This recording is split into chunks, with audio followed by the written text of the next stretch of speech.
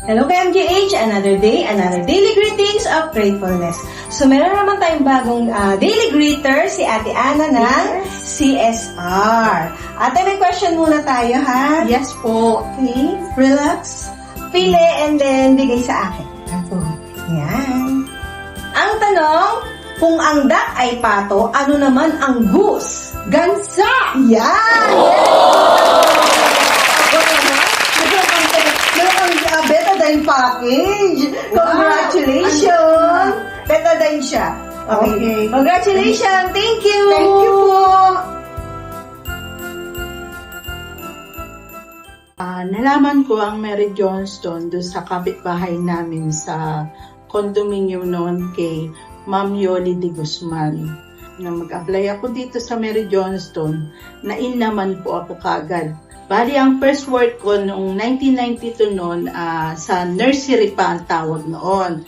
Bali, nagtitimpla kami ng mga gatas sa mga baby milk club kung saan nagpa-pasteurize kami ng mga gatas ng mga bawat baby. Yung gatas na yon within 24 hours yun. Pag hindi naubos yun, tsaka namin babaguhin uli po yun. Nursery ang unang-una kong naging trabaho sa Mary Johnston. 2 taon din ako doon. Nalipat naman ako sa OB ward as midwife, nursing assistant ako doon kung saan bed making kami, nag-preparing and flushing kami sa mga pasyente namin. After that, napunta naman ako sa surgery. Siguro mga 5 taon din ako sa surgery. After surgery ward, napunta naman ako sa medicine annex, saan nagba-vital sign ako doon. 3 taon din ako sa annex. Na-promote naman ako sa hemodialysis. Ayun, nung nandun ako sa hemodialysis, kapag-asawa na ako, nagkaroon na ako ng baby. Siyempre, lumalaki na yung mga anak ko. Nag-resign ako ngayon. Nung nag-resign ako, 7 taon na ako umalis sa Mary Johnston. Pero salamat sa Diyos, nung nag-try ako na makabalik dito, tinanggap nila po uli ako. Medyo lumalaki na po yung mga anak ko na pwede ko na silang maiwan. Siyempre, gusto ko naman pagtanda ko, meron din akong matatanggap.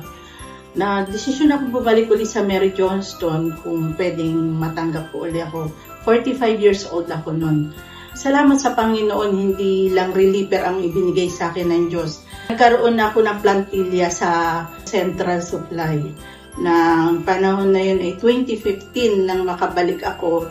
Ang Central Supply na naabutan ko ay yung parang timon pa po yung machine namin noon na talagang mainit yung lugar na yun na makikita mo yung ngayon na bago at nung dati.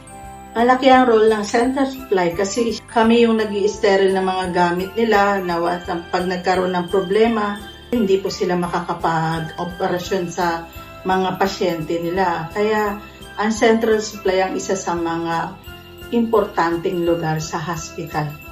Sa akin, na-impluensyahan yung sarili ko bilang isang tao na ngayon may pamilya na, may mga anak na, at meron ng tapos na anak na nurse na rin, na ngayon nagtatrabaho na po, na tumutulong sa akin kasi naka-impluensya siya hindi lang para sa pera, kundi spiritually, na nagkakaroon ng saysay yung pag-retreat namin, na nalalaman mo at nakikilala mo ang halaga mo bilang isang tao, hindi lang tao na para maglingkod sa sarili mo, kundi maglingkod sa Panginoon. Na ang buhay natin hindi lang dito sa lupa. Na ilalapit ko ang pamilya ko, ang mga anak ko sa Panginoon, na nagtataka sila, bakit maalam mo yung ganitong verse? Kasi dito sa hospital may mga pagkakataon na nakakapag-Bible study kami, nakakapag-sharean kami, kaya hindi lang financially, tapos spiritually, na may grace ang Panginoon na kahit may mga pagsubok, sa biyaya ng Panginoon na pagtatagumpayan po namin ng buong pamilya namin. At may mga kaibigan ako na hindi lang kaibigan dito sa trabaho, kaibigan na talagang bilang kapatid.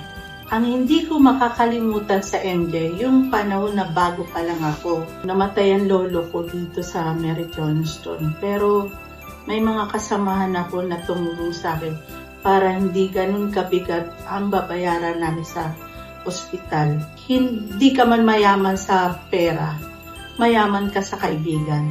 Kaya may mga kaibigan ka na tutulong sa'yo na mga kasamahan mo para hindi ka mabigatan sa problema na ibinibigay sa'yo ng Panginoon.